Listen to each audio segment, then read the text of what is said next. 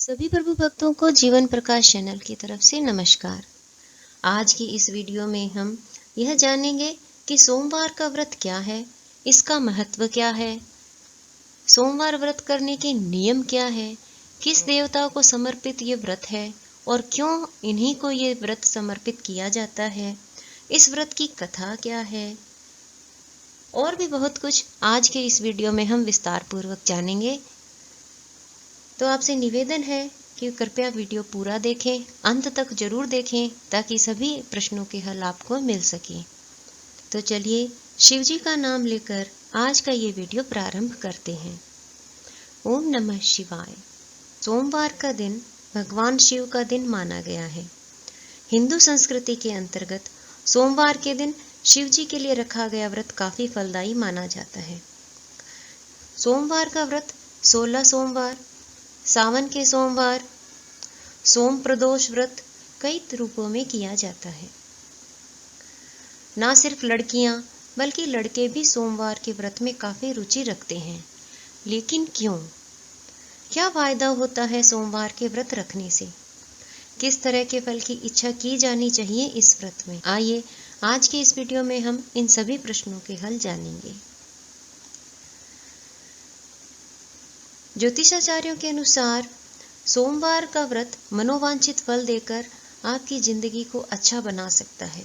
यदि आप सोमवार का व्रत करने की सोच रहे हैं तो इससे जुड़ी आवश्यक बातें आपको जान लेनी चाहिए। जैसे कैसे करें सोमवार का व्रत, इसके नियम क्या है और इसकी कथा क्या है। सोमवार का व्रत हर व्रत की तरह स्वयं को आंतरिक एवं शारीरिक रूप से स्वच्छ करके ही शुरू किया जाना चाहिए। इसलिए सबसे पहले ये सुनिश्चित करें कि आप प्रातः जल्दी उठें और स्नान करके स्वच्छ हो जाएं। स्नान करते समय पानी में गंगा जल जरूर मिलाएं। इस दिन काले रंग के कपड़े पहनने से बचें। भगवान शिव के समक्ष व्रत का संकल्प लें। शिव जी के मंदिर अवश्य जाएं। इसके बाद शिव जी की पूजा करना भी इस व्रत में एक आवश्यक नियम है। तो कोशिश करें कि आप मंदिर जाएं और शिवलिंग पर जल अवश्य चढ़ाएं। साथ ही अमृत से भोलेनाथ का अभिषेक करें। उन्हें सफेद चंदन का तिलक लगाएं। बेलपत्र, भांग, धतूरा और सफेद फूल शिव जी को अर्पित करें। खीर का भोग लगाएं। सोमवार की व्रत कथा का पाठ करें या सुनें। शिव जी का ध्यान करें और उनके मंत्रों का जाप करें। अंत में भावपूर्ण महादेव की आरती करें। अपने पूरे मन से भगवान की आराधना करें और इस दौरान मांगा गया वर यदि बिना किसी बुरी सोच से संलग्न हो तो जरूर पूरा होता है।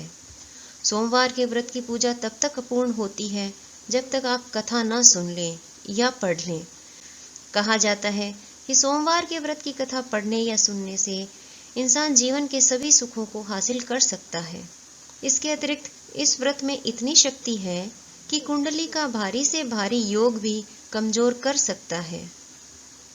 आइए अब यह जानते हैं क्यों जुड़ा है सोमवार का दिन भगवान शिव से।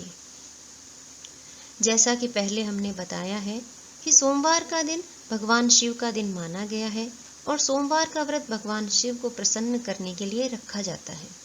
यह व्रत सोमेश्वर व्रत के रूप में भी विख्यात है। सोमेश्वर का अर्थ है सोम के ईश्वर, जो कि शिव हैं, और सोम चंद्रमा को कहा गया है। इसलिए सोमेश्वर व्रत अर्थात शिव के लिए रखे गए व्रत। एक प्रसिद्ध हिंदू कथा के मुताबिक चंद्रमा ने सोमवार के दिन ही पूजा एवं आराधना करके भगवान शिव से वरदान में स्वयं को क्षय रोग से मुक्त कराया था। उसी समय से संसार में सोमवार के दिन को भगवान शिव की पूजा के दिन के रूप में समर्पित कर दिया गया। जैसे भगवान शिव ने चंद्रमा को मनवांछित फल दिए, उसी तरह एक इंसान को जो साफ मन से इस दिन भगवान शिव की आराधना करता है, अपना मन चाहा वर हासिल करता है। इसके अतिरिक्त बाकी सभी व्रतों की अपेक्षा सोमवार का व्रत काफी सहज माना जाता है, क्योंकि भगवान शिव स्वयं बहुत ही सहज देव हैं।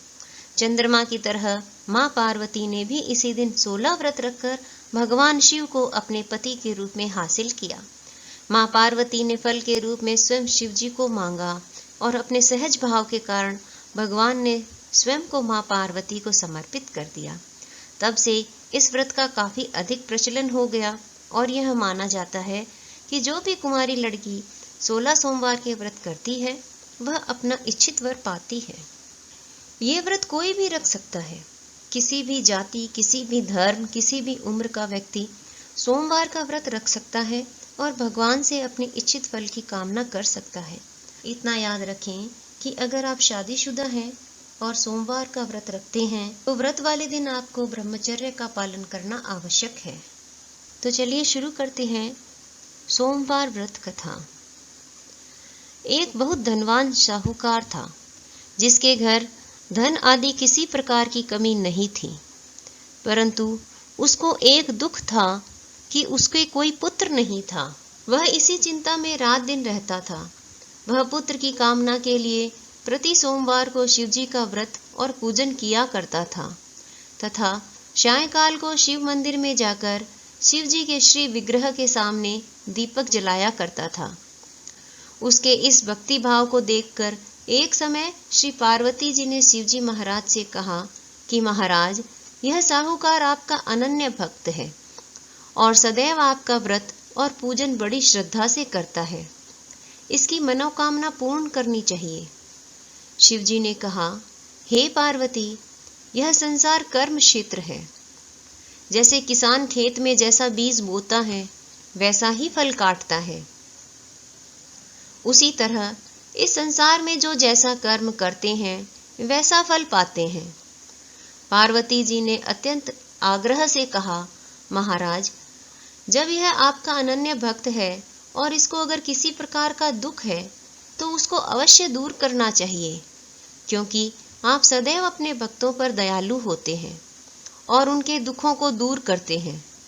यदि आप ऐसा नहीं करेंगे तो मनुष्य आपकी सेवा तथा व्रत क्यों करेंगे? पार्वती जी का ऐसा आग्रह देख शिवजी महाराज कहने लगे, हे पार्वती, इसके कोई पुत्र नहीं है। इसी चिंता में यह अति दुखी रहता है। इसके भाग्य में पुत्र नहीं है। इसी चिंता में यह अति दुखी रहता है।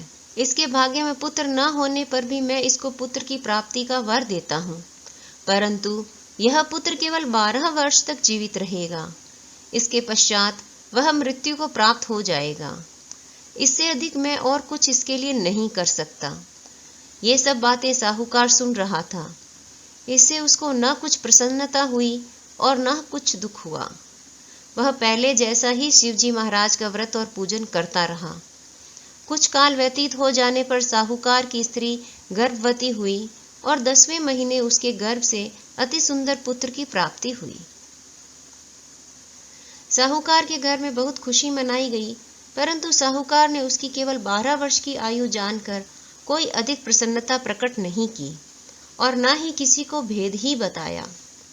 जब वह बालक 11 वर्ष का हो गया तो उस बालक की माता ने उसके पिता से विवाह आदि के लिए कहा, तो वह साहूकार कहने लगा कि अभी मैं इसका विवाह नहीं करूंगा, अपने पुत्र को काशी जी पढ़ने के लिए भेजूंगा।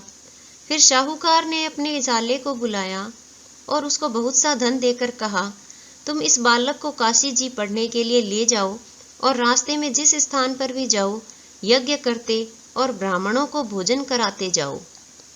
वे दोनों मामा भांजे यज्ञ करते और ब्राह्मणों को भोजन कराते जा रहे थे। रास्ते में उनको एक शहर पड़ा। उस शहर में राजा की कन्या का विवाह था और दूसरे राजा का लड़का जो विवाह के लिए बारात लेकर आया था वह एक आंख से काना था। उसके पिता को इस बात की बड़ी चिंता थी कि कहीं वर को देख कन्या के माता पिता विवाह में किसी प्रकार की अड़चन पैदा न कर दें। इस कारण जब उसने अति सुंदर सेठ के लड़के को देखा तो मन में विचार किया कि क्यों न दरवाजे के समय इस लड़के से वर का काम चलाया जाए। ऐसा विचार कर वर के पिता ने उस लड़के के मामा से बात की तो वे राजी हो गए। फिर वह उस लड़के को वर के कपड़े पहनाकर तथा घोड़ी पर चढ़ा दरवाजे पर ले गए और सब कार्य प्रसन्नता से पूर्ण हो गए। फिर वर के पिता ने सोचा कि यदि विवाह कार्य भी इसी लड़के से करा लिया जाए तो क्या बुराई है। ऐसा विचार करके लड़के और उसके मामा से कहा, यदि आप फेरों का और कन्यादान के काम को भी करा दें तो आपकी बड़ी कृपा होगी और मैं इसके बदले में आपको कुछ धन दूंगा। तो उन्होंने स्वीकार कर लिया और विवाह कार्य भी बहुत अच्छी तरह से संपन्न हो गया।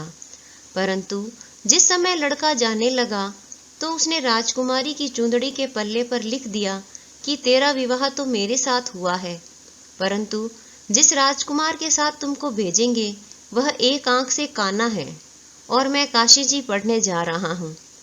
लड़के के जाने के पश्चात उस राजकुमारी ने जब अपनी चूंदड़ी पर ऐसा लिखा हुआ पाया तो उसने राजकुमार के साथ जाने से मना कर दिया और कहा कि यह मेरा पति नहीं है, मेरा विवाह इसके साथ नहीं हुआ, वह तो काशी जी पढ़ने गया है। राजकुमारी के माता पिता ने अपनी कन्या को विदा नहीं किया और बारात वापस चली गई। उधर सेठ का लड़का और उसका मामा काशी जी पहुंच गए। वहां जाकर उन्होंने यज्ञ करना और लड़के ने पढ़ना शुरू कर दिया। जब लड़के की आयु 12 साल की हो गई, उस दिन उन्होंने यज्ञ रच रखा था कि लड़के ने अपने मामा से कहा, मामा जी आज मेरी तबीयत कुछ ठीक नहीं है। मामा ने कहा, अंदर जाकर सो जाओ। लड़का अंदर जाकर सो गया और थोड़ी देर में उसके प्राण निकल गए। जब उसके मामा ने आकर देखा कि वह मुर्दा पड़ा है, यह देख उसको बड़ा दुख हुआ और उसने सोचा कि अगर मैं अभी रोना पीटना मचा दूंगा तो यज्ञ का कार्य अधूरा रह जाएगा। अतः उसने जल्दी से यज्ञ का कार्य समाप्त कर ब्राह्मणों के जाने के बाद रोना पीटना आरंभ कर दिया। संयोगवश उसी समय शिव पार्वती जी उधर से जा रहे थे। तब उन्होंने जोर जोर से रोने की आवाज सुनी तो पार्वती जी कहने लगी, महाराज कोई दुखिया रो रहा है, इसके कष्ट दूर कीजिए। जब शिव पार्वती ने पास जाकर देखा तो वहां एक लड़का मुर्दा पड़ा था। पार्वती जी कहने लगी, महाराज यह तो उसी सेठ का लड़का है जो आपके वरदान से हुआ था। शिव जी कहने लगे, हे पार्वती इसकी आयु इतनी ही थी, सो भोग चुका। तब पार्वती जी ने कहा, महाराज इस बालक को और आयु दो, नहीं तो इसके माता पिता तड़प तड़प कर मर जाएंगे। पार्वती के बार बार आग्रह करने पर शिवजी ने उसको जीवन वरदान दिया और शिवजी महाराज की कृपा से लड़का जीवित हो गया और शिव पार्वती कैलाश पर्वत चले गए। तब वह लड़का और मामा उसी प्रकार यज्ञ करते तथा ब्राह्मणों को भोजन कराते अपने घर की ओर चल पड़े। रास्ते में उसी शहर आए जहां उसका विवाह हुआ था। वहां पर आकर उन्होंने यज्ञ प्रारंभ कर दिया तो उस लड़के के ससुर ने उसको पहचान लिया और अपने महल में ले जाकर उसकी बड़ी खातिर की। साथ ही बहुत दास दासियों सहित आदर पूर्वक लड़की और जमाई को विदा किया। जब वह अपने शहर के निकट आए तो मामा ने कहा, मैं पहले तुम्हारे घर जाकर खबर कर आता हूँ। जब उस लड़के का मामा घर पहुंचा तो लड़के के माता पिता घर की छत पर बैठे थे और यह प्रण कर रखा था कि यदि हमारा पुत्र सकुशल लौट आया तो हम राजी खुशी नीचे आ जाएंगे, नहीं तो छत से गिरकर अपने प्राण खो देंगे। इतने में उस लड़के के मामा ने आकर यह समाचार दिया कि आपका पुत्र आ गया है, पर उनको विश्वास नहीं हुआ। तब उसके मामा ने शपथ पूर्वक कहा कि आपका पुत्र अपनी स्त्री के साथ बहुत सारा धन साथ लेकर आया है। तो सेठ ने आनंद के साथ उसका स्वागत किया और बड़ी प्रसन्नता के साथ रहने लगे। इस प्रकार से जो कोई भी सोमवार के व्रत धारण करता है अथवा इस कथा को पढ़ता या सुनता है, उसकी समस्त मनोकामनाएं पूर्ण होती है। जय शिव शंकर।